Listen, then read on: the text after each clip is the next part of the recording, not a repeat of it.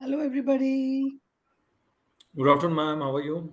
Good afternoon. It's so nice to be back after so many days. I've been And how missing was your US trip? US, Canada, Fiji, New Zealand. I was in lots of places. Then last week I was in Delhi also. So it's been a busy time, yeah. But I was ready to take classes. I was taking my other classes. I take two, three places, no. But Gurvinder said the students are facing too much pressure. So let's just True, finish. true. Good to know about it.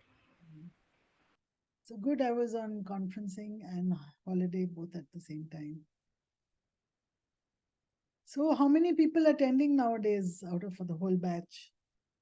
We have variable attendance figures. Right. So, on an average, we have around 35 to 50 participants on an average. Hmm. So, we started with around 170, 180, Yeah. but the graph is going down. And in the second semester, it goes even further down. So, and then invariably there are about 25, 30 students who are actually participating. The rest are silent. Good afternoon, ma'am. Good to have you back. Good afternoon. Happy New Year. Happy New Year, happy Diwali. It's so good to be back. It's so good to be back. Ma'am, your voice is a little bit bleak. Probably the volume is low, I guess. Let me see. Audio settings. Is it better? Much better. Thank you so much. Yes, ma'am. Much better. Yeah, there was a setting issue. This is not my Zoom account. No, it is the ISTD Zoom account. So they have kept the volume down for the host because Gurvinder generally hosts all the meetings and he's kept his volume down. Okay, so we are 201. Should we wait? We are 12 participants only. I think we should wait. So tell us, how is the diploma program going? What do you remember of paper one? We've had a gap of nearly a month and more. So what all do you remember of paper one and what all do you look forward to next two more sessions that we have with you?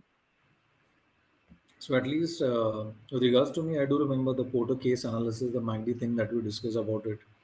Matsushita case study. I really loved that particular case study. And apart from that, of course, the other theories and other components that we talked about, all the business models, etc., Baldrige model, etc., framework, etc. What about the best practices, the videos on The best videos practices? also, yeah, yeah, those were good ones. Yeah. I'm not able to recall the names of the people whom you had recorded, but one person was from IT company, Mr. Deshpande or Doshi, or I'm not able to recall his Deshpande. name. And the other lady was right, right, right. And the other lady was from some company, tile manufacturing company. I'm so sorry, I'm not able to recall their names, but the Wellspun. content was very good. Energy from Wellspun. Well Wellspun. spun, well spun, well spun. Right, right, right. Good, good, good. So good recall, good enough recall. Today, one of my students from 2000 batch, not in ISTD, but when I used to teach in NMI, she sent me an old picture which had me also and some more students. I was able to identify all the students. And one student, I was able to identify the incidents I had with him, but I couldn't recall his name. So I had good memories of all my interactions with students. So good. So how does it feel, especially in your case? I mean, over the years, you would have tutored so many students Yeah. across different colleges, different places. So Mhm. once in a while, when they reach out to you or you get to connect with them, how's the thought process like? I mean, of course, I mean it's like nostalgia, but then as a faculty, as a teacher, as a mentor, guide, how does it feel like at a personal level? Many of them come. In fact, many of them bring their children to me also now. Their kids are grown up. They're facing some career issues, want to talk to somebody who can give them some good advice. So they bring their kids, to me. I said, don't send your kids. You come yourself. I'll talk to you how to parent your kids so that you get what you want. So, so So it's, basically, trying to set the second generation yeah. in a way. So, because it's generally parenting issue, it is not a child issue. Child has their journey. We are not, they're not aligning to our wishes, our desires. It's a parenting issue, not never a child issue, unless it's Right. really something really serious. Usually a parenting issue. Okay, so let's begin. I think I shall begin. Sure, ma'am. Yes, without much delay.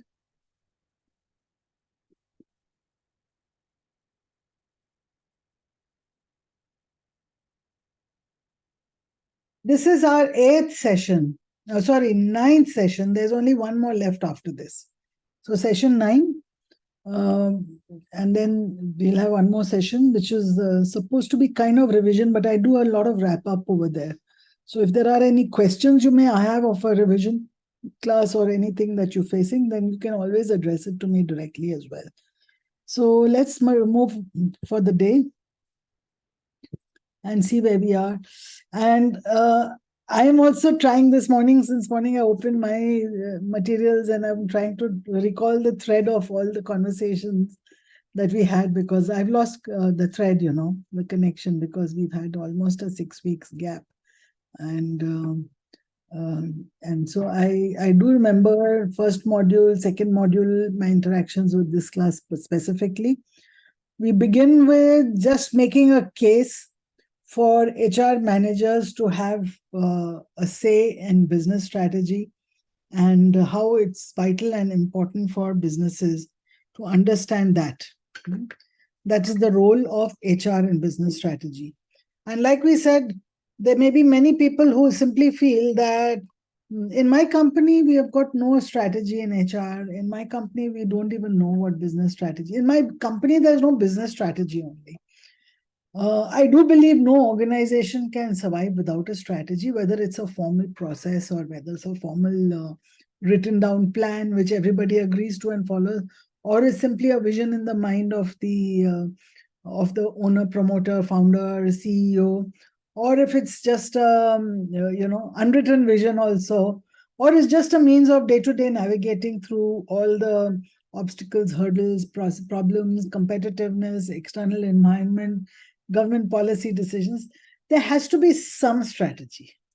It could change from day to day. It could be different from, it could be written, it could not be written, it could be, articulated, not articulated. But there has to be some strategy in responding to the environment. Otherwise, if something changes and we respond reactively, even that's a strategy then. It's a choice you made. It's a choice you made that we're not going to have a strategy, and whatever comes our way, we're going to respond to that without thinking about it. That's also a strategy, and that's a strategic choice that has been made. So it is important for HR to align with whatever the state of strategy is, whatever the state. If they are articulated, well and good. If it's not articulated, well and good. If it's articulated and it works out, well and good. If it's articulated and doesn't work out, sometimes business strategy doesn't work the way we planned it, then also well and good.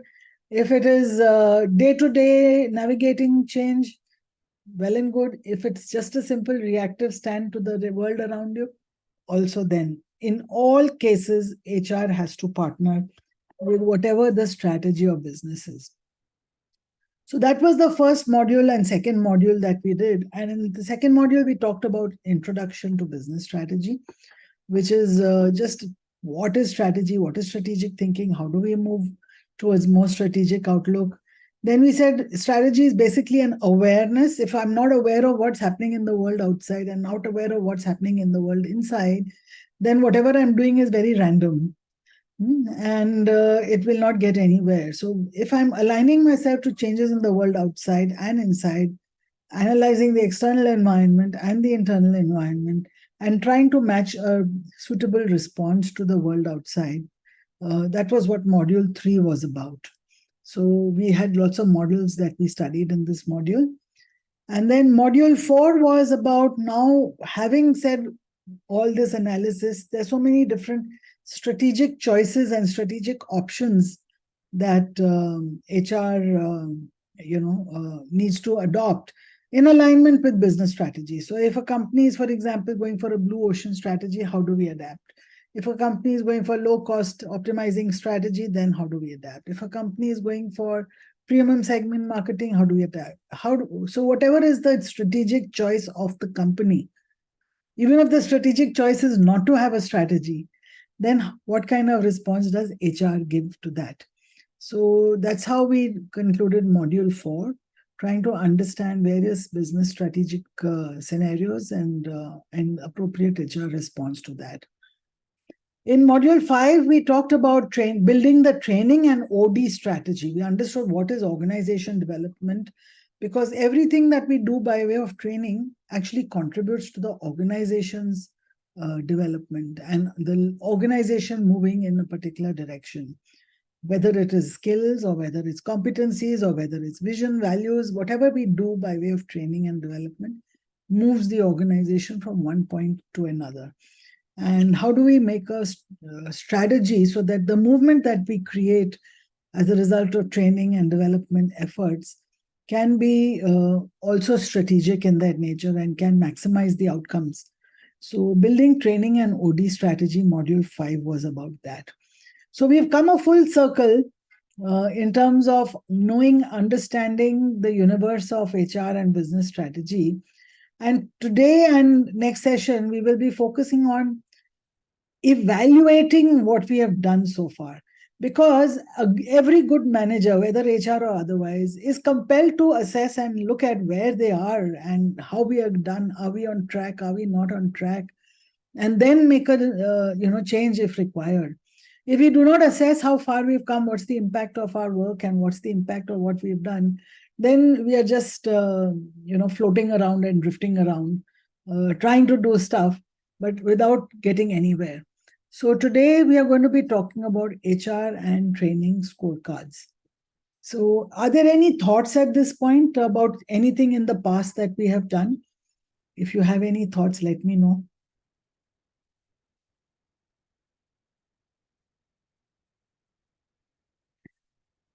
This film is there. It's a 4-minute clip. It's a little, like I would say, it's about 2 years old, 2021 or 22 it was made. It was made by McKinsey. And it was about post-COVID scenario, the future of work after COVID-19. I would say today it's too late to talk about after COVID-19 because we are past the stage of after COVID-19 and we are now going forward into the future. So if you remove the after COVID-19 from this title and you simply look at it as the future of work, then some things here may make sense to you. So it's just a 4-minute clip. It's on YouTube. It's on the McKinsey website, and I've given the link in case you would wish to watch it again. So let me just pull it up for you in case you wish to watch it. You can also watch it separately apart from this.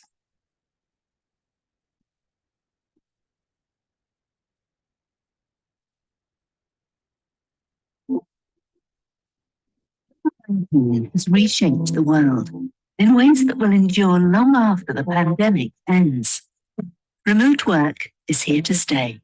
E-commerce is soaring. Automation is accelerating. Our research indicates that the mix of available jobs will change as a result, creating more urgency for training workers for the changes ahead. More than 100 million workers in our focus countries, or 1 in 16, may need to switch occupations by 2030. Job growth will be more heavily concentrated in high-skill jobs, while middle and low-skill jobs decline. The explosion in e-commerce set off a scramble for warehouse workers that is unlikely to stop. Investment in the green economy will increase the need for wind turbine technicians. Demand for photographers may grow to address our increasingly visual ways of communicating. Aging populations in many advanced economies will increase demand for nurses, home health aides, and hearing aid technicians. Teachers and training instructors will also continue to find work over the coming decade. But the forces unleashed by COVID-19 have put other jobs at risk. Business travel is unlikely to recover quickly, and that affects flight attendants, airline mechanics, and baggage handlers. Use of self-checkout stands accelerated during the pandemic, displacing some grocery store clerks. Companies have deployed robotics to process routine paperwork, replacing office workers. We are entering an era of occupational transitions. an era that demands answers to 3 key questions. What new approaches to training can support the millions of people making these transitions?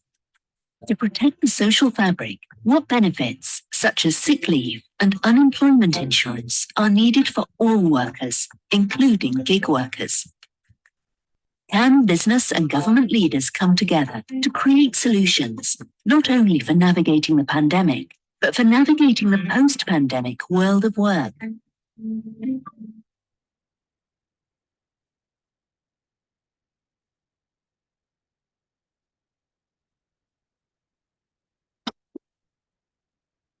If I can come across a film that will talk about the future of work after ChatGPT, I would definitely show that film. Having said that, even this particular film, though we talk about post-COVID scenario, and this was definitely before ChatGPT, still has a major relevance for the training and development profession.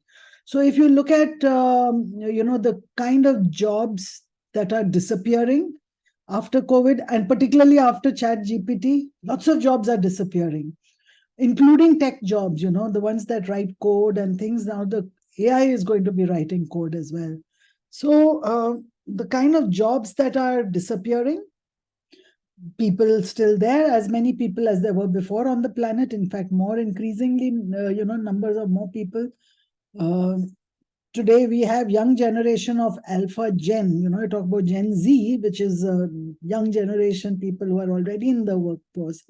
Now the ones who are 17, 18 years old, getting ready to enter the workforce, is called Alpha Gen. Alpha Gen, because the word A is alpha and after Z comes A. So it's called Gen Alpha. So the Gen Alpha people who are coming into the world constitute about 2 billion people out of the 8 billion on the planet. All right. So that is a volume of new workforce that's entering. And the amount that is attrition, even people who reach a retirement age still continue to want to engage and continue to engage with themselves professionally in different ways. So the point I'm making is jobs are disappearing. New people are entering the workforce. Large numbers of new people are entering the workforce. New skills are required. New jobs are getting created, which didn't exist before. Today, what you taught in your last training program, in what I'm teaching here today also, probably will become obsolete by the time this young Alpha Gen gets into the workforce. And there is a big case for training and development and for building of the right skills and knowledge of the new coming workforce, as well as into the future. So it's absolutely, today you look at every company. Now, many of us, like trainers come coaches, no company is doing coaching anymore. They're all going back to training after COVID. They're all going back to training. They feel that training is best way to cover larger numbers of people. They're all going back to self-learning. They're all staying with online training because that's the best and most efficient way to reach large audiences and also economic way to reach large audiences. So many people everywhere many organizations everywhere are looking at training of people, skilling of people, upgrading the people's skills, so that in the new business scenario, the new skills are all ready for being deployed.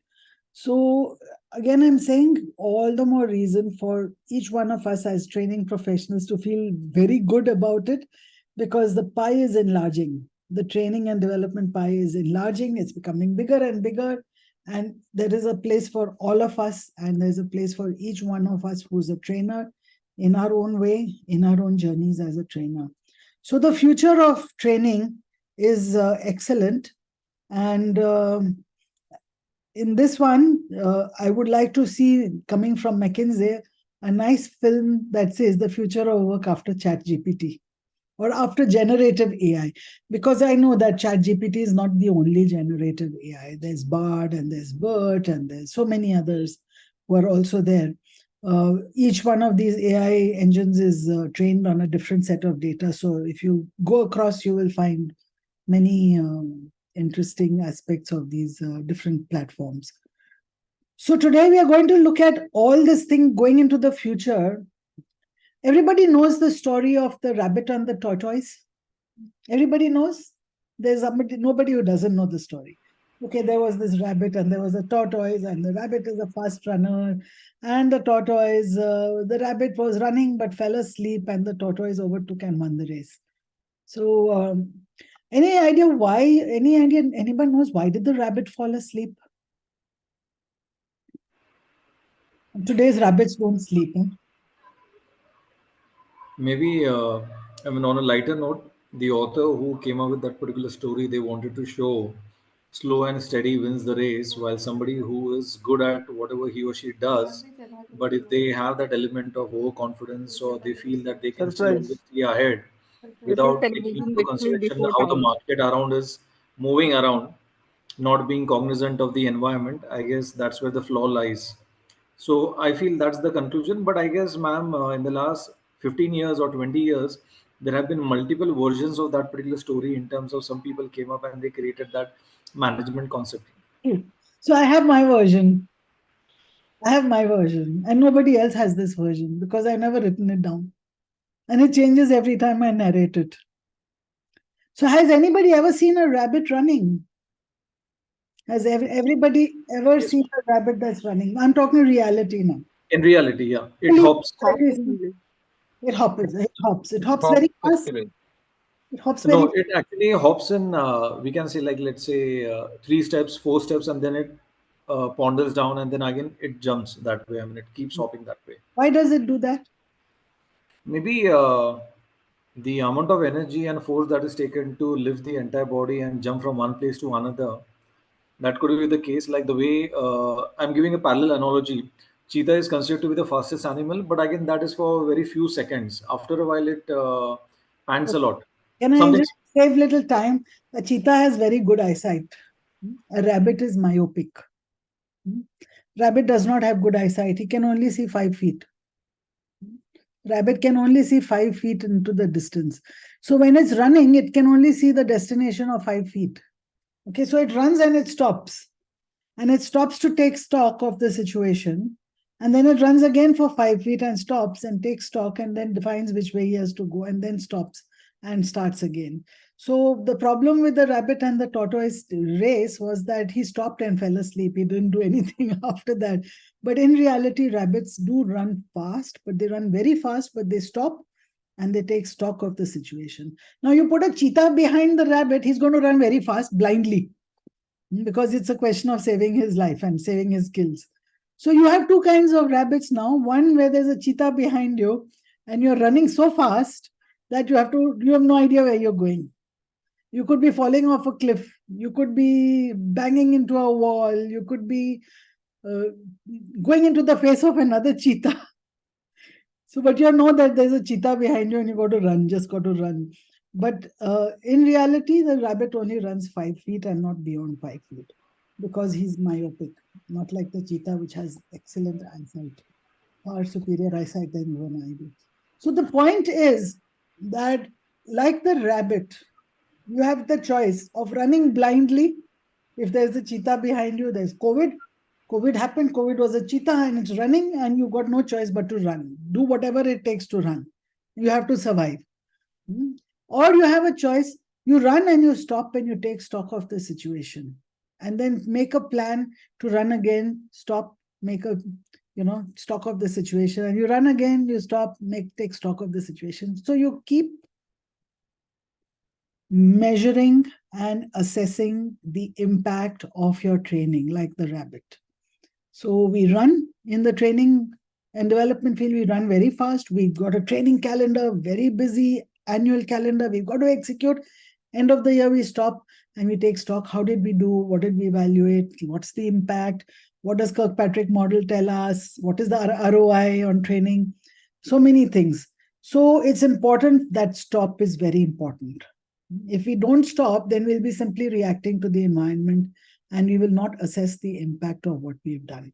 So this entire module is on what happens in that pit stop. What happens when we take stock of the situation. How do we assess the impact of what we do? How do we justify what expenses we have incurred and time, effort, energy we have expended?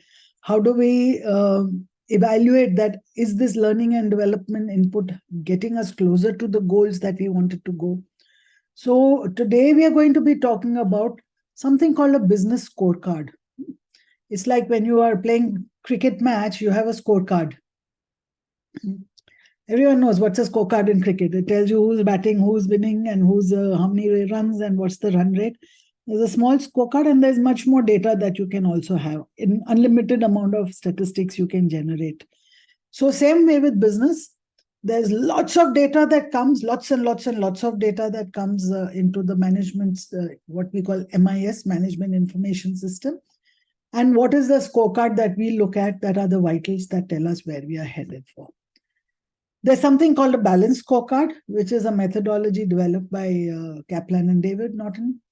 HR scorecard. What is an HR scorecard? How we assess the performance of HR? And some more key business analytics linked to HR and translating business strategy objectives into action plans.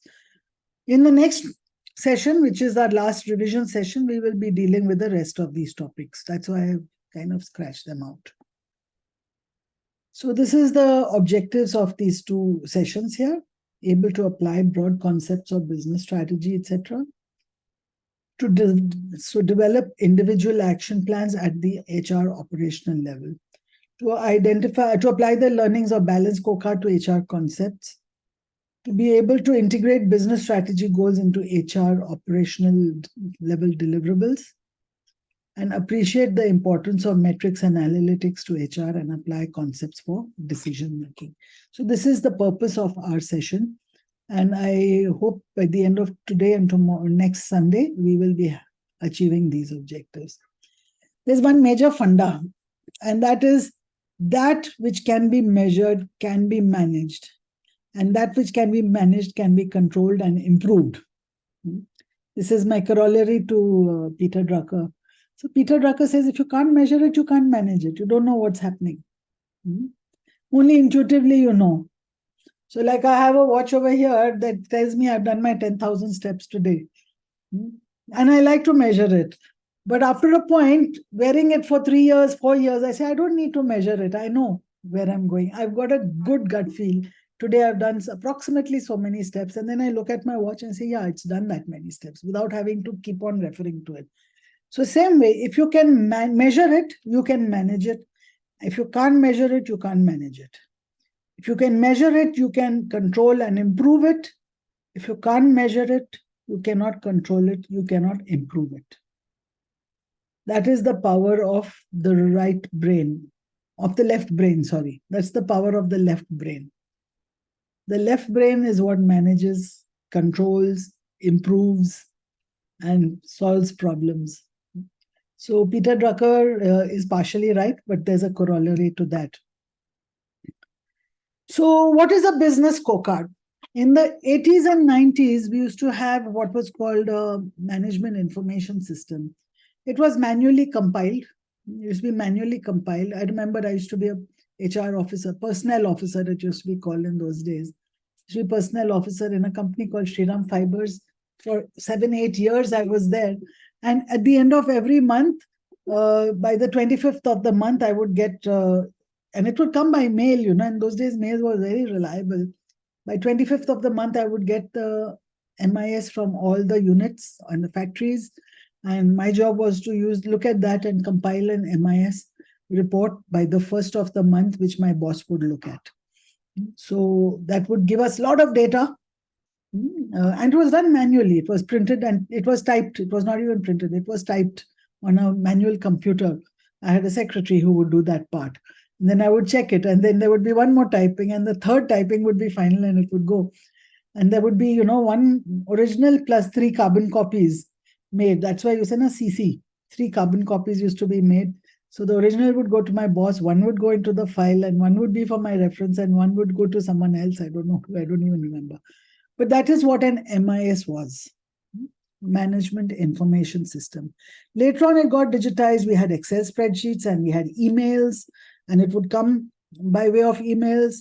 And still later, we had something called ERP, and then we had SAP that would integrate it, and it was available live. You didn't have to, the Excel spreadsheet would still come once a month or at whatever frequency you asked for.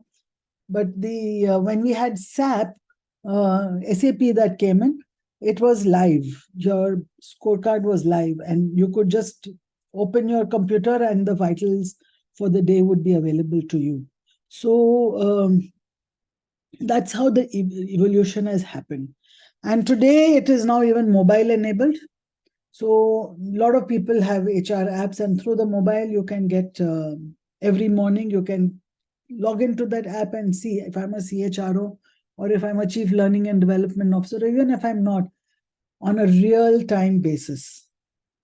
On a real-time basis, maybe a couple of hours delay because somebody did not enter something somewhere, but on a real-time basis, you would get to know the state of the HR in your organization, in your department, in your plants, in your factories, in your different divisions, in the markets, in the territories, different bosses, how their leadership is working, how it's not working. So much data would come to you.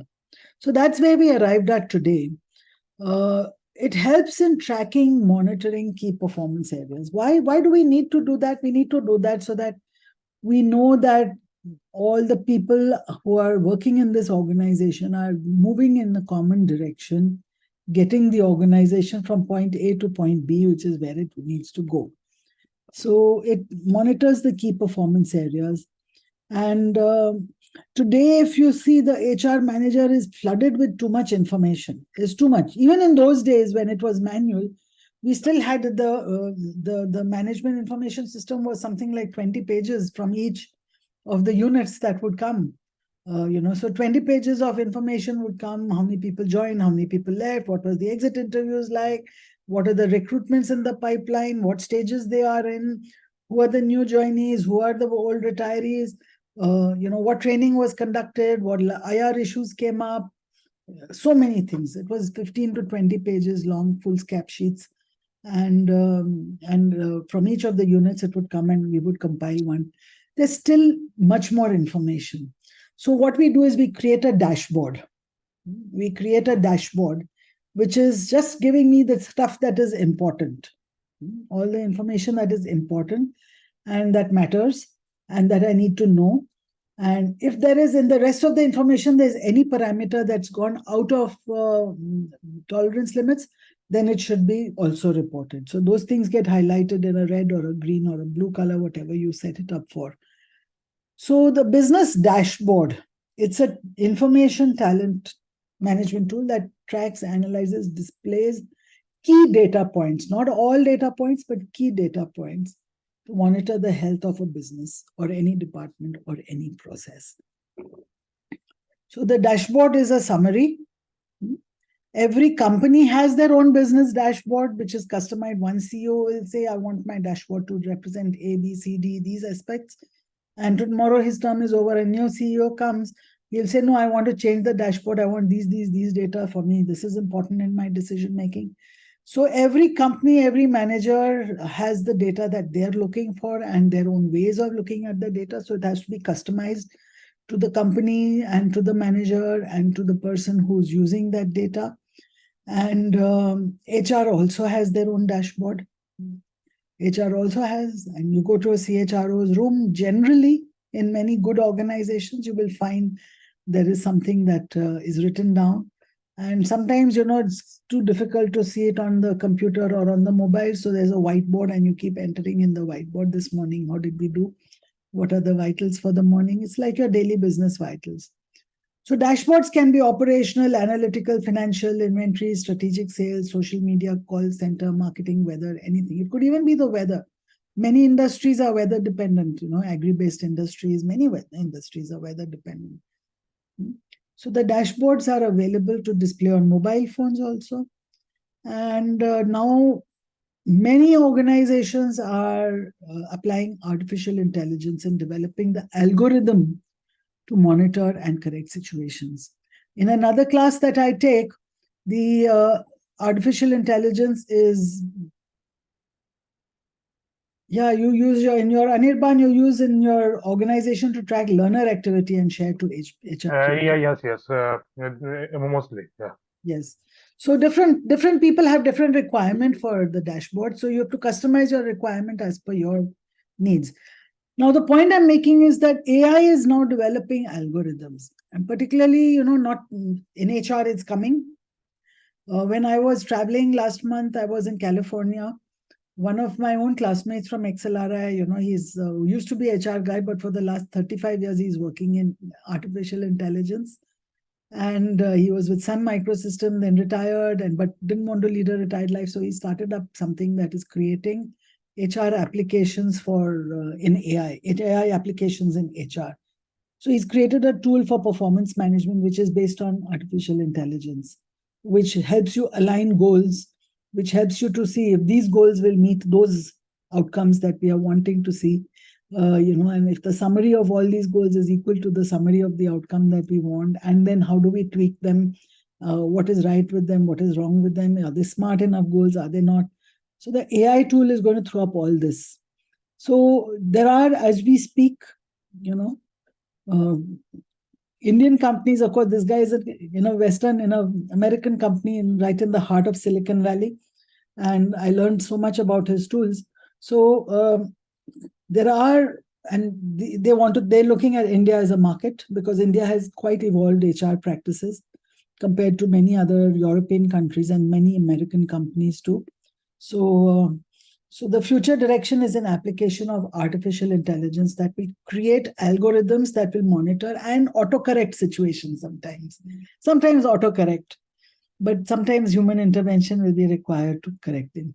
Some examples of a business dashboard. So when I'm talking, let's not be theoretical. This is an example. Okay. So here you'll have some financial indicators. And this is real-time updated. Like, you go to a stock exchange, there's a ticker board over there.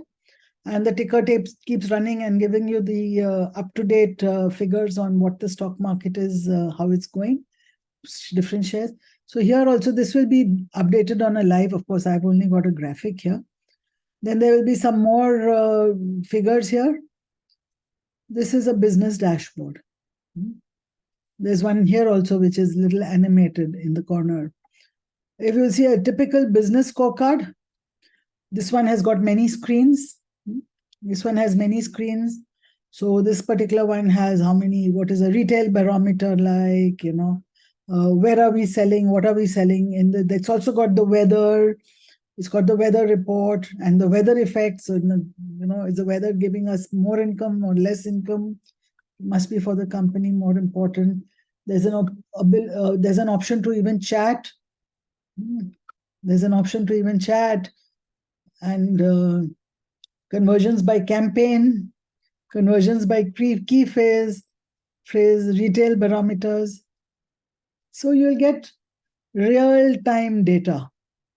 And these multiple screens, business scorecards will keep on updating itself and flashing in front of you so you know what's coming. Any questions so far as to what is a business scorecard? No, ma'am. No questions? Okay. Yeah, I have, yeah. So just one point is that, so regarding the scorecard, so I'm just telling in terms of the learning and development perspective as I handle the learning dashboard. So is this like our organization, we have like multiple learning platforms. Okay. So what are the main KPIs for each platform to be represented in a single dashboard? Can this be also a part of it, like a HR scorecard? Yes, of course. That will be for HR scorecard. That will be for HR. What I showed you was business scorecard. I'll be coming to HR scorecard also in a bit. It can tell you the status of your recruitment. Now, if you're a small company, 200 people strong, you may not need a very fancy scorecard. But if you're like 2,000 employees or 5,000 or 1 lakh employees, you will definitely need to keep track of what's happening where. So it just helps you. So if you can't keep track, you can't manage it, you can't measure it, you can't control it, and you can't improve it. So it's very important to have such a scorecard. And my only thing is, like you just also said that you use learning dashboard to track learner activity and share to HRBPs. How much of it is valuable in decision making and how much is it is irrelevant information? Okay. How much do you report on a real-time basis? How much do you report once in a quarter? How much do you report only at the end of the year?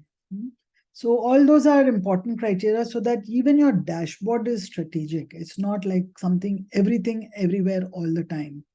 It has to be strategic that you need some vital information. Otherwise, you will end up being everywhere and not being anywhere in particular. Right. So let's talk about balance scorecard. So as I was talking about, the KPIs can get very complicated. Business indicators can get extremely complicated. There's too much data going around, and that's what happened. Even like I said, I used to get, as a personnel officer in the 1980s, I used to get 20-page reports from each of our units, and then I had to consolidate into my own 20-page report for the corporate office. And it was a Herculean job that had to be done. And if I was on, I couldn't take leave because I had to finish the reports. So all kinds of things would come. And it gets too complicated. You got too much data. You don't want so much data. You don't need so much data. It's too operational. You want more strategic information. So these guys, Robert Kaplan and David Norton, they came up with something called balanced scorecard. Now, the balanced scorecard said you may have all these so many different categories of information you're looking at, including the weather, including so many things. But ultimately, there are only 4 things that are important. And those 4 things are, one, there is financial goals, whatever are the financial indicators, those are important. 2, learning and growing organizations are important. So remind you, you're all learning and development or professionals now, or will be in learning and development operational professionals. 3, there are internal processes. So what processes are working, what are not, and how do we improve? And 4th is customer indices. So these 4 are the vitals. So for example, you go for a medical checkup once a year. And the medical checkup will tell everything about your blood, your urine, your stool, your ECGs, your stress test, your cancer markers, your eye, ear and nose and throat, and your dental, and every kind of report is generated in the executive health checkup. You do that once a year. You don't do it every day. But every day, if you're a BP patient, you will take your BP and you will report. Every day, if you're a diabetic patient, you will test your blood sugar and report, and keep it at least with yourself or use it for your own decision making. Every day, if you're a heart patient or you're trying to lose weight, every day you will measure your weight and you will try to keep it on the lower side. So there are only few daily vitals. Every time you go to the doctor, they will take your pulse, they'll take your blood pressure, they will test your eye, ear, and nose and throat, and then ask you what is the matter with you. So the point I'm making is that the balance scorecard is those 4 things, not everything. Everything is measured once a year or once a quarter or twice a year, once in 6 months. But the balance scorecard measures 4 vitals. These are your daily vitals. So originally, it started as a tool to assess performance and then became into a business strategy tool. Because if I'm going to assess people's performance on 4 criteria, then I might as well set my business goals on those 4 criteria. So strategy is translated into measurable goals on 4 parameters: financial, internal processes, customer, learning and development. So learning and development is a part of it. So tomorrow, if you as an L&D professional say, please do not say it, but if you as an L&D professional say that, hey, there's no connection between business strategy and learning and development, kahan hota hai, kahin nahi hota hai, you are a part of it whether you like it or not. You are driving the business whether you like it or not. If you choose not to align, you are still driving the business down the drain. If you're saying, I'm not going to listen to what business strategy people do, I'm going to do these lovely programs that have lovely feedback and great faculty who come and give a lot of share and shairi, and we don't mind about learning objectives. We don't think, well, it's the latest topic, interesting topic. We want only that. Then you are strategically aligning your learning and development to take your business down the drain. So, like it or not, there is a link between what training and development does and how it drives business. Yes, Amit, you have a question? No question, but the point that you stated, that was very well put across, because if we don't align ourselves, we as an L&D training department, if we don't align with the business strategy and the overall business objective for, let's say, next 2 to 3 years, it's a sure shot recipe for failure. Exactly. So your choice of not aligning is actually a choice. It's a strategic choice, and made in ignorance, and unknowingly you're driving your organization down the drain. And I see it happening every day. The sad part is I see it still happening, where training is done without any sense of purpose in mind. Training is done without even identifying what is the outcome of the training you want to achieve and how does it link up with any kind of business outcome. Sometimes, particularly in PSUs, training departments have a budget. So many rupees is assigned to us. Let us get as many programs, as many training days as we want. We must do an average of 2 training days per person for the year. And let's get the best feedback. That's all, the tick mark training. I still see it happening today. I still see it even in ISTD. I still see it happening today. So to me, that is pointless. That is, you're driving the organization in the wrong way. So you're right. So goals are cascaded down to all parts of the organization, making it possible to manage, improve, track achievement of strategic goals. The HR scorecard could be either or against these 4 parameters or any other parameters apart from them. It's important that HR has a strategy aligned to business strategy, and this is translated into measurable goals. So this is the very important part. If HR does not have a strategy aligned to business strategy, then HR will drive the organization in the wrong direction. Something more about the balanced scorecard. So financial goals are generally in terms of revenue, expense, income, cash flow, asset value, market capitalization, debt equity ratios, or internal ratios, any other internal ratios, stakeholder satisfaction, dividend to be paid, or profitabilities. So these are all financial goals. Learning and development goals, or HR goals, as a part of business strategy is employee satisfaction. Now, rather than talk of employee satisfaction, we talk of employee engagement. Employee satisfaction is everyone's happy. But today, HR managers say, I don't care if nobody is happy. As long as they are engaging with the goals and driving the organization towards the goal, that's all that matters. So employee engagement, because people will never express satisfaction. They will always crib. There will always be some cribbing. And there are only increasing degrees of dissatisfaction. So might as well look at increasing employee experiences and also improving on your employees' engagement with their role, responsibilities, goals, and achievements. Employee turnover,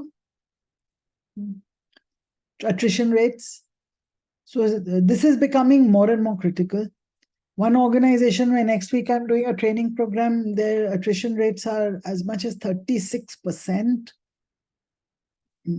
And senior level and only the business unit heads are all, more or less the same every year. But down the line, there's 36% attrition, which is too high. And I'm doing a program on performance management to help them see how they can improve the engagement of their employees a little bit more. So then employee skills, are we getting more and more competent, or are we getting less and less competent people? And employee education, which is what training and development is about. So this is about the HR piece. Then is the internal processes, how much inventory I'm carrying, what kind of orders are in the pipeline, how am I allocating the resources, the men, money, machines, and materials, what kind of cycle times I have. So even in HR, there could be internal processes. So what kind of people, what kind of skills, what kind of manpower planning, what kind of cycle time, time to hire, cost of hire, how can we improve on the internal processes within HR, quality control, the quality of hire, the best fit hire, all those are internal processes. And then customer goals, which is the customer satisfied, customer is retained, what kind of market share, what kind of brand equity we have, what kind of complaints level, customer complaints going down, going up, all those are customer based goals. So this is in a nutshell the balanced scorecard. And this is two authors, Robert Kaplan, David Norton, they came up with these 4 parameters. And when it hit the market, this book was like the answer to all the problems. We were seeing so many complex management information systems, so much of complex data analytics getting done. And this seemed to be like, yes, this is what is important. So, given all this business scorecard stuff, what is the HR scorecard? What is the HR scorecard? It's a method for creating insights into investments in human capital assets, how far they contribute to the success of all the 4 criteria of the balanced scorecard. So how does the HR contribute to generating revenue, minimizing expenses, mitigating risks, and executing strategic plans? These are the important aspects of HR scorecard. Any questions? Ma'am, especially with respect to balance scorecard, everything revolves around how the weightage would be aligned. Now, somebody who is working within finance department, for that person, although one can say that other departments are not related, correlated. However, when people fill in the components in the PMS system, no matter what system they use, uh, often they cap it at around 40% of the weightage in their core process, and the remaining they try to spread it out. But in your experience, do you feel that whatever companies have been doing, especially using this, which I at a personal level, somewhere I feel that it's more like a norm that is there in the industry that people try to follow and they try to align with to a greater extent for their own process. But when it comes to other departments, other processes, somebody who's not from that own process, considering the lack of processes within the company, they are not able to do justice. So they might add a particular component of customer service, but if their work is not directly related to customer service, their weightage might be on the lesser side. And somewhere people try to play it that way. Yeah, there is no system that people will not manipulate, no measurement system that people will not manipulate. Some manipulations are acceptable, some are not. Right. Some manipulation this year is made up for the manipulations next year by adjusting next year. So that so some are acceptable. Management knows that, and not all are disallowed because it's not a perfect world. And as long as we are making progress and as things are getting better, that seems to be what is more important. So the example being in my case, yeah, in my case, I had L&D process for one of the business verticals out here in Bangalore, and in my KPI, I have around 7 to 8% of financial component. So every year it happens, I have to simply think about how I can add value, whether can I get more patients in the process. Of course, there are ways in which one can save, but then it's very difficult to correlate that because of my initiatives, I have generated that much revenue. So those options are very limited. So deep down in my mind, I have always thought about, okay, fine, I have to let go of that 7 to 8% weightage, which is there on my balance scorecard or in my KPIs. So I'm just thinking from that perspective. Yeah, yeah. So you Because also business is going to, yeah. sometimes 80% of effort goes into only 20% of your KPIs, and it may not be worth it. So you might want to focus 20% effort on getting the low-hanging fruit and your 80% KPIs in place, and see how much of the balance 20% KPIs you really want to go after. So for the business, it's a very strategic move because once they add this particular component of whatever little portion it might be 5%, 8%, 10%, they know unless there is a correlation in terms of what they do and how the output would be, otherwise it's going to be a hit. So next year when the increments would be there, appraisal cycle would be there, as such the budget allocation for the next year, manpower planning slightly would be on the lesser side as against if it is not there in the KPI or the process. Just thought of commenting on that part. Thank Yeah, you. yeah. You're right. You're right. And these are practical. There's no perfect balance scorecard. But this, let me tell you, this version of the balance scorecard is still better, is still an improvement over what used to exist before this. What used to exist before this was quite chaotic and quite complex, and people couldn't understand what was going on. At least now we've got some grip on the situation. We are on top of it, and we're able to drive organizational performance to just these 4 criteria. Now, the problem again comes is all the 4 criteria that we give, they don't necessarily add up to organizational strategy. All your goals don't necessarily add up to organization strategy. And that's the tool my friend in Silicon Valley is developing, is to see what kind of algorithm that can be drawn that will drive the alignment of all the sum totality of all the goals will drive the organization in the right direction. So an improvement, AI will be an improvement on the balance scorecard. Okay, so let's move on. So some of the key applications of HR, some of the vitals, you'll get a lot of data in HR, and some of it may be important to some people and some roles and some decisions that need to be made. But HR vitals generally include measuring of performance, to what extent we can measure the performance of people and individuals, and how well they have achieved whatever they've achieved, promotion and salary decisions, understanding attrition, increasing retention, understanding attrition, how many people are leaving and how do we retain them, measuring employee engagement,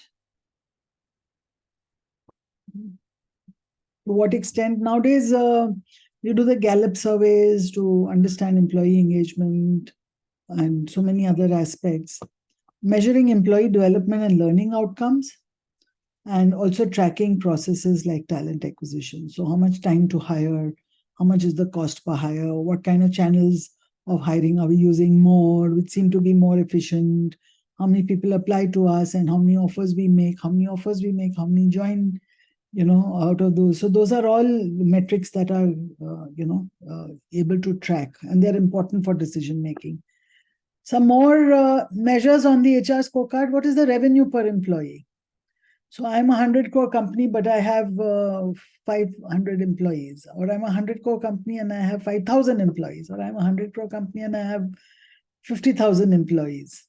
So what is the revenue per employee is important, because that in a very macro level, you can establish a comparison. Okay, this is my revenue per employee, and my nearest in class competitor or my competitor, they've got 5,000 employees and they're making 100 crores. I've got 4,000 employees, I'm making 100 crores. So there we are in the same market, we are competing against each other. So it gives me a competitive edge. So revenue per employee is important. Cost per hire. One of the biggest recruitment costs is hiring cost. And it's better to look at cheaper ways of hiring and give incentives for people to refer other people for jobs in the company. Time to hire, because every time a person leaves a job and leaves, and if the job is not occupied for 2 months, 3 months, 4 months, then that much of time is lost. Offer acceptance rate, training expenses per employee, training efficiency. So for 1 crore training budget, I got so many training days. I got many more training days this time as compared to the last time I used the budget more efficiently.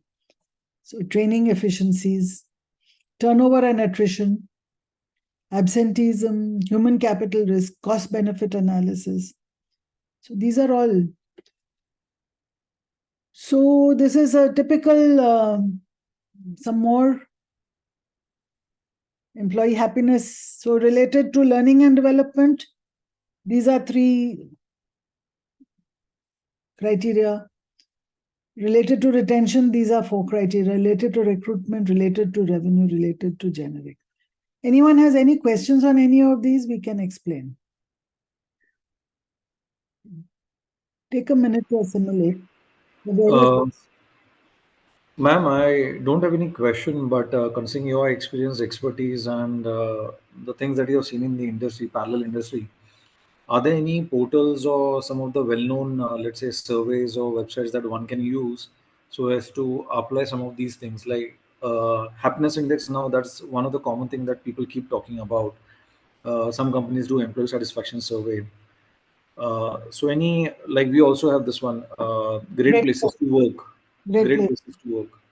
So Yeah. something similar in your experience, if you could share that kind of information in terms of any best thing that a company should go for, that would be really helpful, because some of us, we would have seen it, others probably they wouldn't have seen it. So many tools. You Sorry? could you could do a team analysis through Belbin team role of entire team functioning, how it is. Correct. You could do leadership profiling and understand how the leadership styles are, and you want to do something. You could do organization diagnostics. So many survey samples are available. So many, like hundreds of ways of assessing organization. Right, right. Question is, what is it that you want to what is it that you want to measure, and for what purpose? What is the purpose of measuring? Measuring for the sake of measuring doesn't make sense. There should be a purpose. So let's say the purpose being employee wellness. Yeah. Then do a wellness measure. There are so many now employee wellness indices. There are many available that measure integratively, physical health and mental health and emotional health and Right. financial health also. There are ways of measuring. They're available.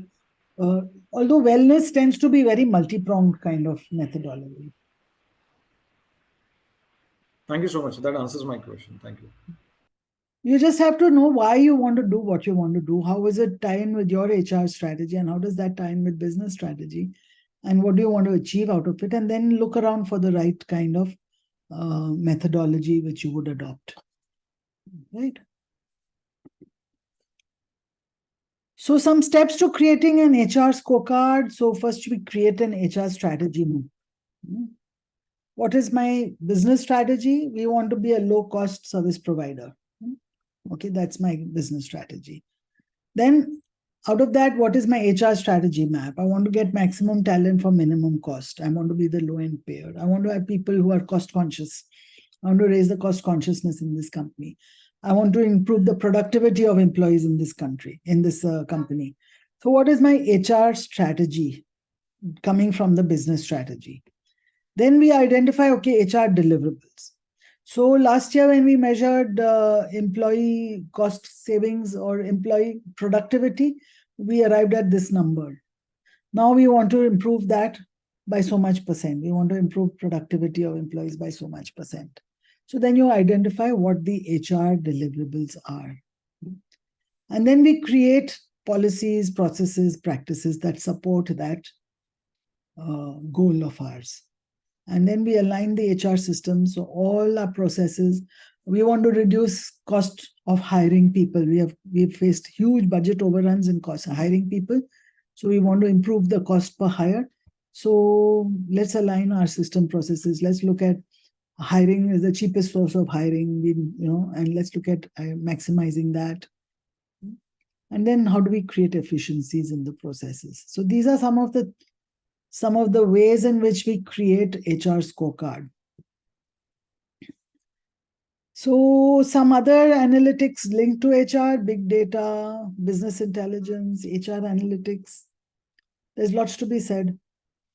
You can do all this number crunching in-house, or you can outsource it also, or you don't want to do so much number crunching, that's also fine. Translating business strategy into action plans. So this again, the steps to follow. You have high-level HR strategic goals. Then you create action plans and say, okay, this is what we're going to set up. We're going to improve the metric on cost per hire. Okay, that's your goal. Our cost per hire has been 50,000 rupees. Every time we hire somebody, we pay a recruitment agent, we pay a 1 month salary, and we pay for advertising, and we pay for this services. Cost per hire is 50,000 rupees, and that's very economical. Usually it's more than that. So how do we reduce it to 40,000 rupees cost per hire?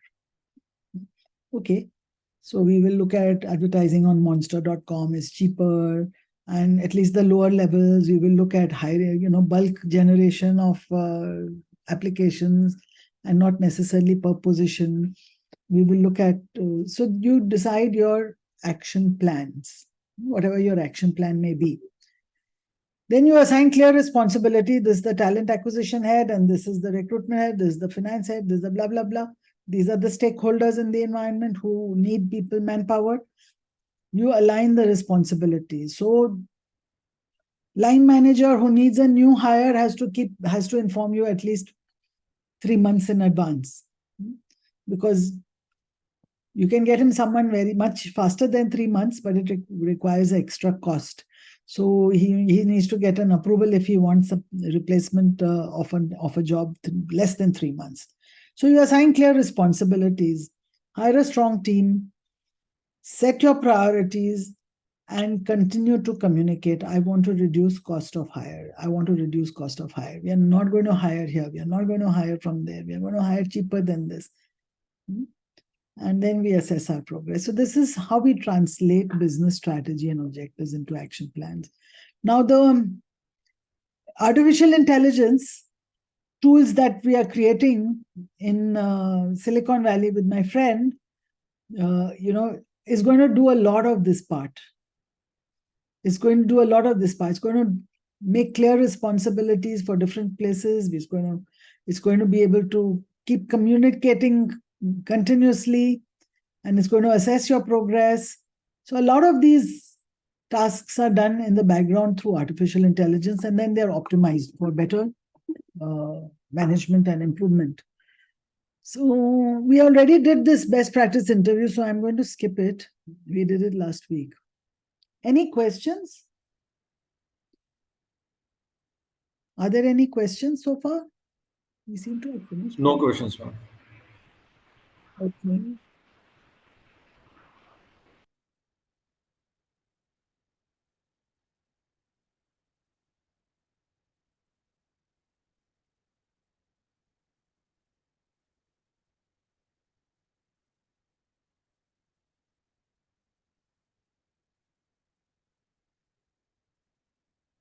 Just give me a minute.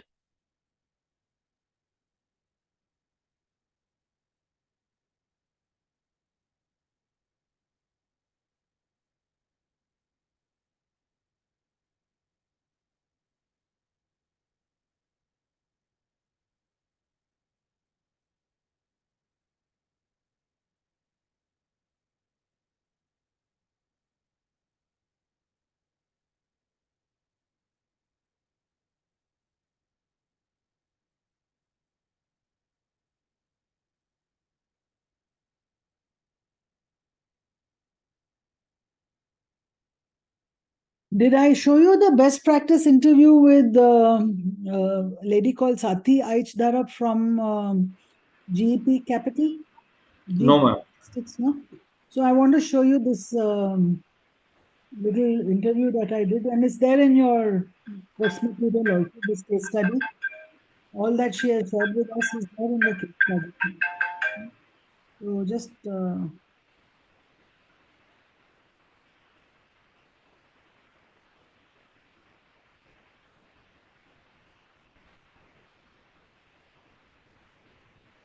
So good afternoon to Sati Aichdara. I'd like all the participants of our program to meet her. She is the Senior Director of Human Resources in charge of the Asia Pacific region, which includes China, Malaysia, Singapore, and India. Total of 2,500 employees for a company called GEP Solutions. GEP is in the business of procurement and supply chain solutions, and they are based in the United States. Worldwide, they have about 4,000 employees, but Asati is in charge of about 2,500 of these. She has a 30-member team in HR assisting her in executing some of the business strategies for GEP. So, Sati, I'd like to present you to all of our students of the diploma program in training and development. Sure. Thank you very much, Aneeta, for the introduction. And hi, everyone, and good afternoon, good evening. Thank you so much. So Sati, my first question is, what's this general process by which you decide training strategy for your company?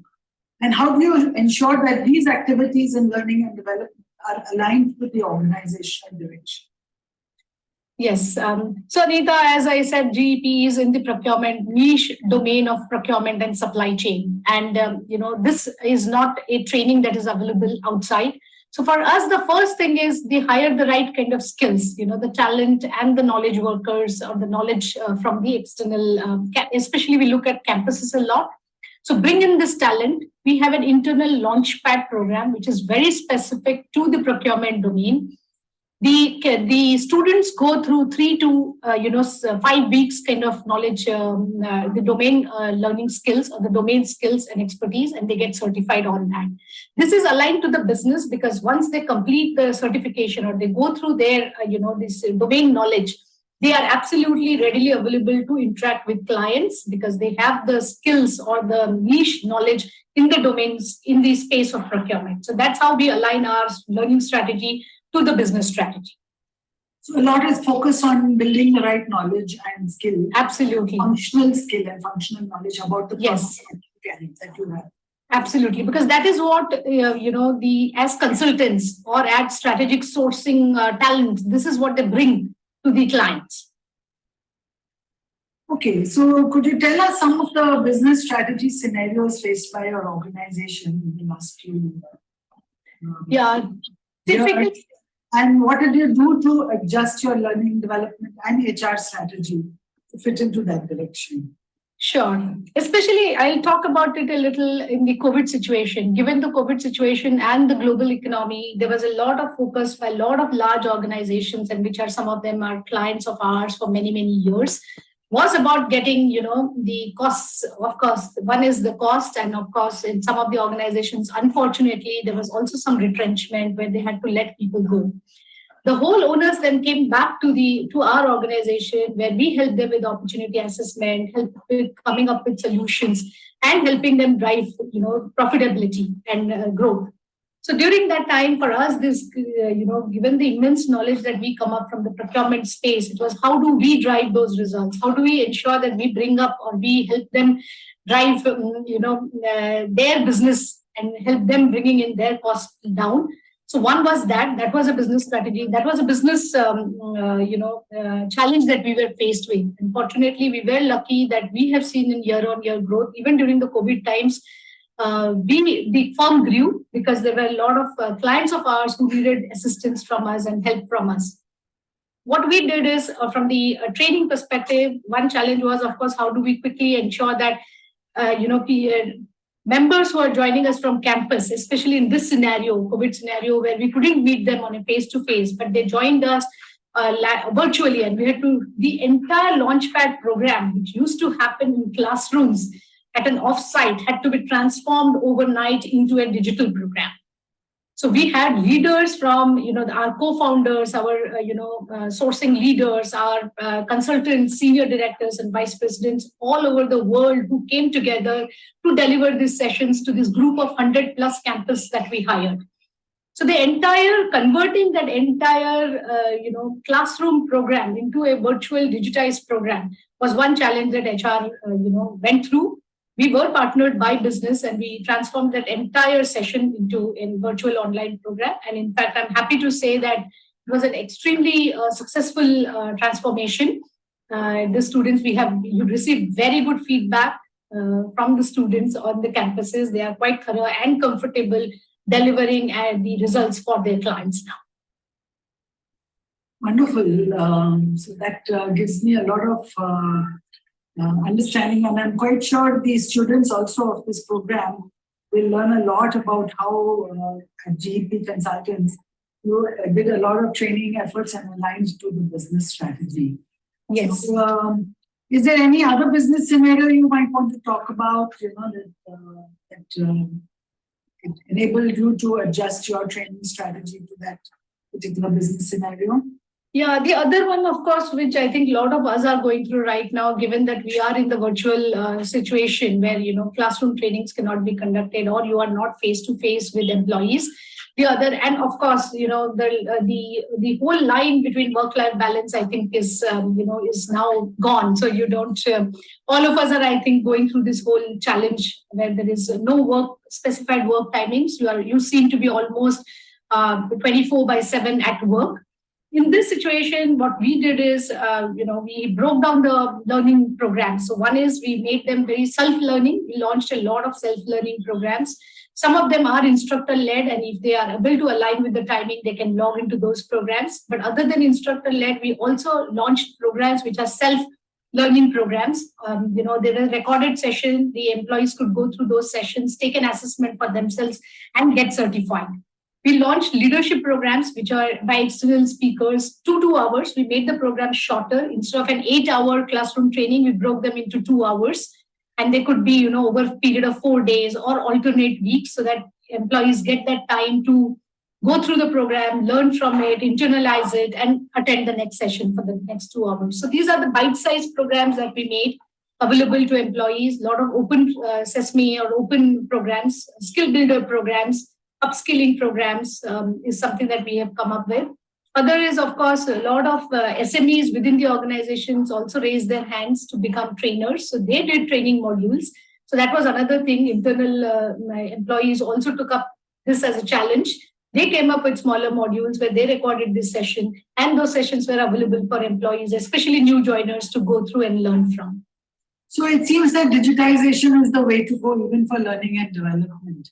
But being an old-fashioned trainer, I believe that there is some things that training can do which cannot be delivered digitally. And those are the things that are going to be extremely valuable in the coming years. Because whatever can be done digitally is something that can be rolled out en masse. There are some things that digitization cannot deliver. And that's going to be the value that... Yes, I agree with you here, Aneeta. Yeah, I absolutely agree with you. So one is, I think that the entire passion or that niche skill or expertise that might be a trainer brings, which is unique to that particular trainer. So that's something that you can't maybe on a digital platform is sometimes a little difficult, because it's also about engaging. Right now, what happens is on a digital platform, engaging or interacting with the employees or seeing their reaction or understanding their reaction sometimes is a little bit of a challenge. Also, you do not know, whether you have 100% of the person in the classroom when you are doing the training. So that's another challenge that is there on the digital platform side.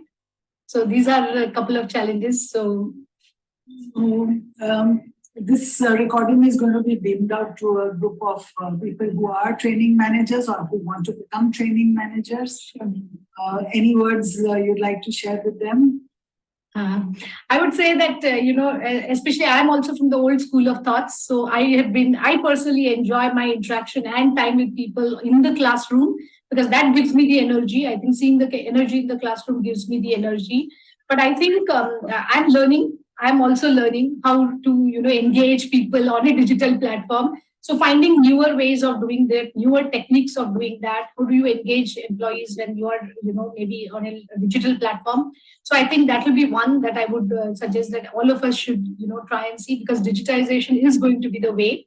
And we'll need to focus on both. So enhancing your tools while you're very good in a personal interaction, how do you understand and also transform yourself on a virtual platform? I think having both these will be very helpful for each one of us. Great. Thank you so much, Sati. And I'm sure there's a lot of learning in it for our participants of our program. Sure. And, on their behalf, on behalf of ISTD, I'd like to say a very warm thank you. Thank you so much, Aneeta, in fact, for inviting me. The pleasure is all mine. And thank you so much for the conversation.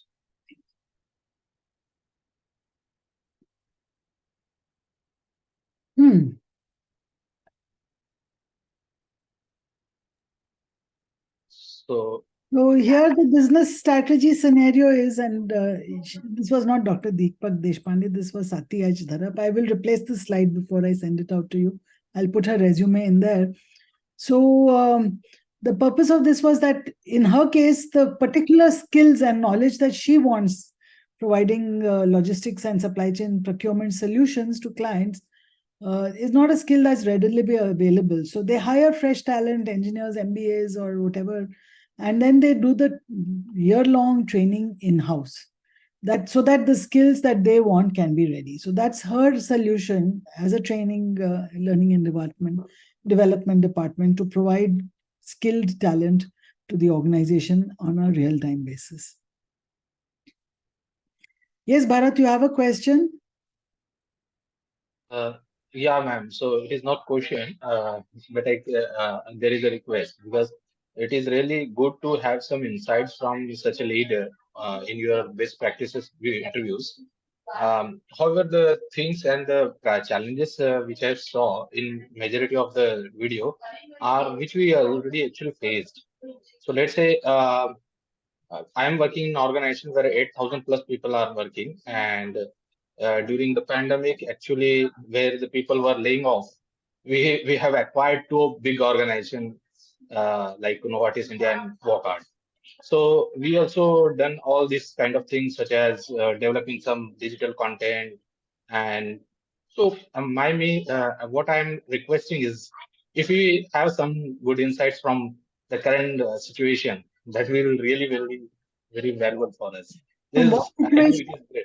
You have some insights? On the current in the current scenario, because most of video I understand that is recorded during the pandemic. Yeah. So the challenges were coming more majorly because of the pandemic situation.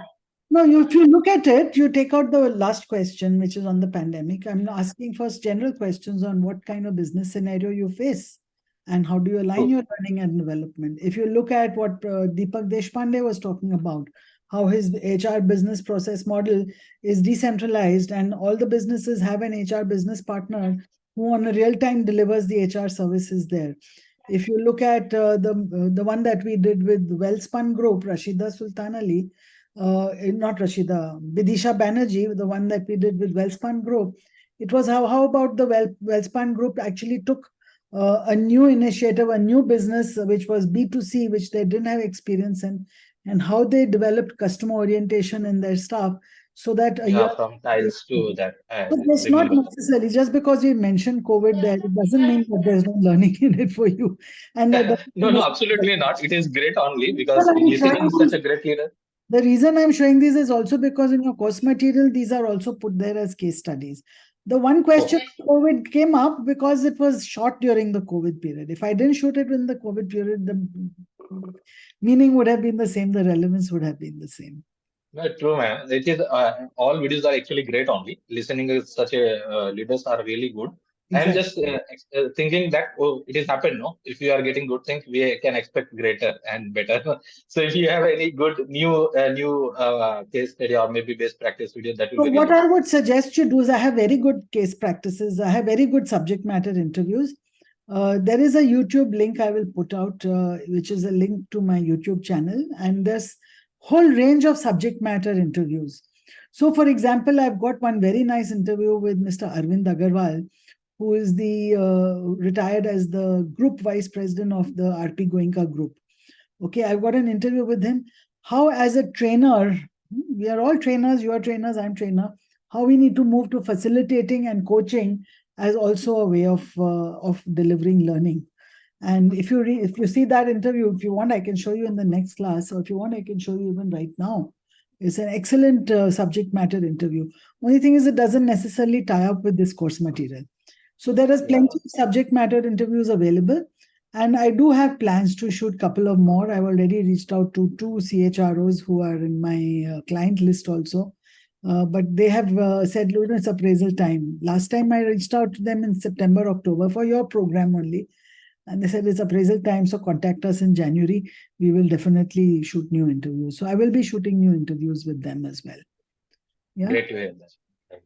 So you will get newer ones without the word COVID mentioning in there. But at the same time, that doesn't mean the learnings in this are not relevant. Just keep an open mind because the learning in this one is equally relevant. So Sandeep is asking for coaching techniques will be of good help. So if everybody wants, I can just look up. Since we have the time, just a minute.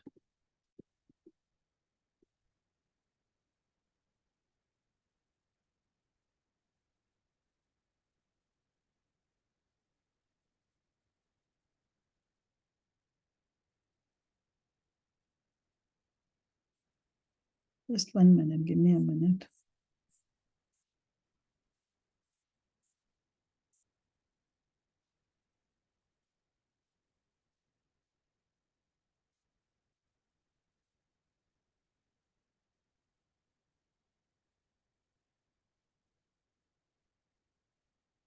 I will, since there is a demand, I am just going to pull up something here.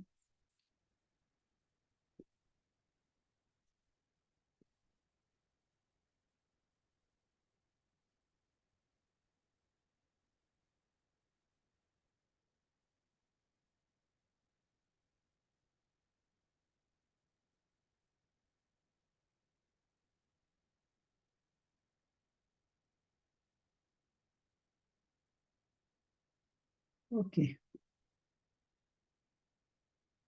So this is another one on training, how training can move beyond training into more of new ways of imparting self-directed learning through coaching and through facilitation. So just listen to this one.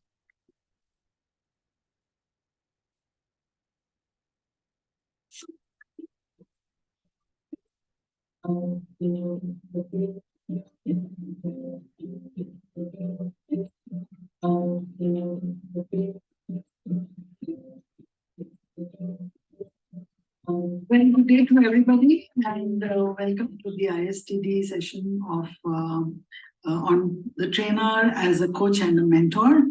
And I'm so delighted to have with me Arvind Agarwal, who is a great luminary in the field with enormous, vast experience in human resources, in marketing, and also as a CEO of Indian companies and international companies.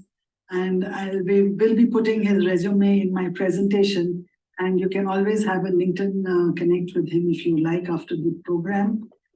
Today he is retired and living a life as an independent consultant, and he's very busy, very difficult to get time from him. And his main areas are leadership development and executive coaching. He has been on all sides of the table. So Arvind, would you like to say welcome to our participants here? Hi, everybody. Great to be connecting with you all. And thanks, Aneeta, for bringing me on the video today. It's an honor and a privilege. It's our honor and a privilege too, Arvind, because you have such a vast experience in the HR field. You have hired many trainers, many facilitators, many coaches. You yourself have worn and continue to wear all these three hats as well. And today, as a very senior member of the coaching fraternity with an MCC accreditation, also across the world, I know you are doing coaching internationally. There are just a few questions that I'd like to ask you for the benefit of our audience. Our audience consists primarily of participants, young people who want to be trainers. Some are already trainers, and some are training managers from the corporate sector. And so they would all benefit from your words. So my first question to you is, Arvind, do you think it's a good idea for trainers to also become facilitators and coaches? We've already learned the difference between a trainer and a facilitator and a coach. But according to you, what are the mindset shifts that are needed for trainers to achieve success in the transition? Right. What do you think are the challenges and that they will face in this journey? Well, thanks, Aneeta, for putting forward that question. And when I reflect on that question, interestingly, that has been the sequence of my personal professional journey. When I came in the corporate world, my first set of responsibilities were training. Firstly, organizing training program, and then designing and delivering training programs. So I was a trainer. Then moved forward to become a facilitator. Yeah. And in the recent times, I have been wearing the hat of a coach. Wonderful. So sequentially, it was trainer, facilitator, and a coach. And regardless to which of these roles one may be playing, but one is always involved with the development, and that is exciting. Whether it's a development of an individual or group of people, you are engaged with the process of development. And in terms of mind shift, if I were to call out, as a trainer, you're connected to the subject you're training the person. It may be a technical subject, it may be a behavioral subject, whatever, but you are connected to the subject. You're mindful. How do I deliver training on this particular subject to my participants? Right. And of course, as a seasoned trainer yourself, you know that there are number of options in terms of pedagogy you may choose, but your focus remains the subject. Yes. And you need to have mastery on that subject. You would have prepared well in advance before you get up in front of a group of people, participants. So that's a training where the mind is on the subject. Right. Then comes to facilitation. And normally facilitation is a group of people, and there may be a finite agenda, what needs to be accomplished at the end of that event. It may be annual goal setting exercise. It may be building vision for the leadership team in the organization. It may be, so I suddenly find my screen is blank. So, It's working fine here. okay. So I'll continue. It may be, as I said, annual operating plan. It may be vision. It may be team building exercise, whatever. So there is an agenda and a precise goal agreed as to why this group is meeting, what is it to be accomplished at the end of the meeting or at the end of the event. Yes. And as a facilitator, you are mindful of that goal and you help people navigate their journey so that at the end of the day, they accomplish those goals. Right. So you are still goal focused. Of course, as a facilitator, you are aware of the group dynamics. You know about how the agenda is being pursued. You have already got a game plan as to how what will be the sequence of activity to accomplish the agenda. You're mindful of any unstated but underlying, or you may call it hidden agenda that the group may have. There may be issues of conflict. There may be some people who are not speaking, and there are others who are monopolizing the airtime. So as a skillful facilitator, you are ensuring that you go through all of these and do the landing, which is meeting the goal of the group. So in terms of mind, besides the end goal, you are equally mindful of the group dynamics and the roles individuals play in the group. So this is the first additional piece that comes in from a trainer to facilitator. Yes. Now let's take a coach. Coach, in a coaching relationship with a client, the mind is on the client. Yes. Client decides which direction to go, what may be the development area.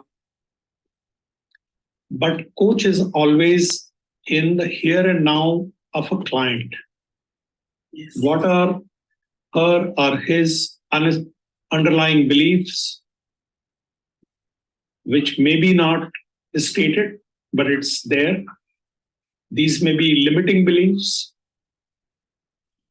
And a coach brings in the forefront through his or her reflective questions.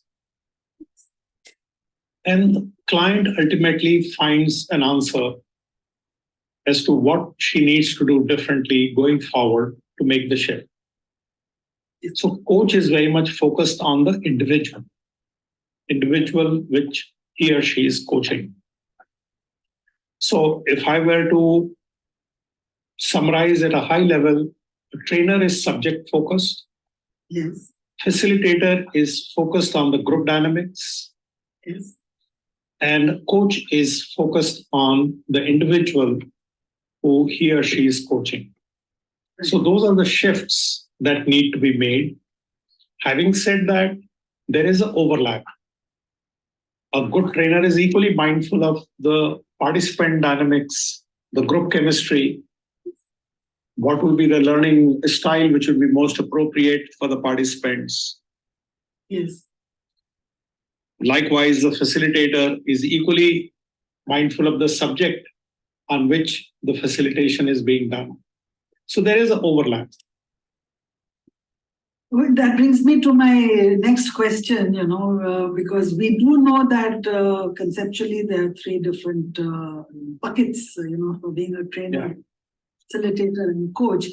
And in some of the literature on the subject, it's even described as three different universes, which are mutually exclusive. But in my experience also, I feel an overlap, and I feel that I have to seamlessly sometimes move from one to another in order to be able to, do what it takes in the moment.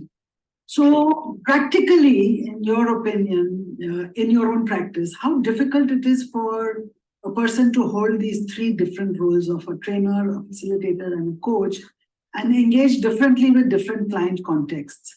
And do these differences actually blur in real life? Is my next question. So while roles have tendency to blur, but as a role holder, we have a responsibility to make sure that they don't blur. And we hold the brief that we have been entrusted with in that particular situation. So as a trainer, you don't go into facilitation and coaching and vice versa. As a coach, for instance, it's very tempting to train, and it appears like a quicker way forward because you know the subject and you can tell a person what he or she should be doing. But that would be no, as you know, as an accomplished coach yourself, that you have to have the patience for client to discover answer and way forward. So there is a human temptation to blur, but you have to be mindful and you have to restrain yourself and stay with the particular brief that you are holding in the moment. That's so true. That's so true. And if you look at chronicling your own experiences and understanding and reflecting and learning from your own coaching and training, it becomes easier and easier with time. And I do believe it's a maturation process for any trainer. And to facilitate and then to mature. I come across a lot of coaching situation where client tells me that, look, you have all the corporate experience, you come from best of academic background. Why don't you just tell me what I should do? Just 5 minutes more. Yes, please bear. And it's very tempting for me also to actually tell him. It happens all the time. Yes. It happens all the time. So it takes a lot to restrain and not be actually advising the person, but to get into the coach position. So that's a a challenge which I've continued to face all the time, partly because of my white hair as well. People look to you for the answers. So they them questions. And they feel that after all they've engaged me as a coach, so I should give them an answer. Yes. And it's very tempting. That's true. So that's, yes, it is in real life. It's a process of maturation to be able to hold the anchors of being a trainer and a facilitator and a coach, based upon the responsibility. Yeah. So my third question is specifically, our audience is all young people and people on the path of their careers. What do you think are the future careers for trainers as a coach and a facilitator? How do you think it will pan out in the coming years? And what advice would you give to the... Well, I think fortunately we are at a phase in the world where unlearning and learning is happening at a rapid pace because the world is changing at such dramatic pace. And therefore, to help people unlearn and learn, you need trainers, you need facilitators, you need coaches. So we are at a time in our lives where the demand is huge. Yes. Secondly, fortunately, whether you talk about trainer or facilitator or a coach, there are fundamental capabilities which are really sought after capabilities. All three of them need to have very high level of emotional intelligence, very high level of patience. Yes. You would be surprised that in Xerox, when I was there several years ago, when we were looking for salespeople, we used to look for people who have had teaching background. Why so? Not sales background, because we believe that they may have had, bad habits as a salesperson. As Xerox, we will tell them what is the right way to sell, but we need people who have a lot of patience. Okay. We have a lot of emotional intelligence, and we believe that teachers have this in great measure. Wonderful. So we used to advertise in so many words that if you have teaching experience, apply for this sales position in Xerox. That's an amazing best practice for our participants to take away. Yes. Right. So when you go underneath what the person is doing, the basic leadership capabilities in terms of emotional intelligence, self-awareness, patience, these are in good measure available to facilitator, to coach, and to a trainer. And therefore, they have fungible capability, people capability, leadership capabilities that they may be sought after for many leadership roles also in the organization beyond just the trainer, facilitator, or a coach role. So I think this is a great profession to be in. Yes. And the whole focus today is on skills and empowerment. Absolutely. As the way forward for the country and for the world as a whole. Absolutely. So yes, the future is bright, and yes, that's wonderful. So I'm so thankful for your words here today, Arvind, as a subject matter expert, as an experienced person, and as somebody who has a great deal of wisdom. I'm sure the participants are definitely going to benefit from this. And I do look forward to meeting you again sometime in the near future. With pleasure, Aneeta, and my best wishes to all of you as well. Thank you on behalf of ISTD and the participants, and of course myself. Thanks. Bye for now.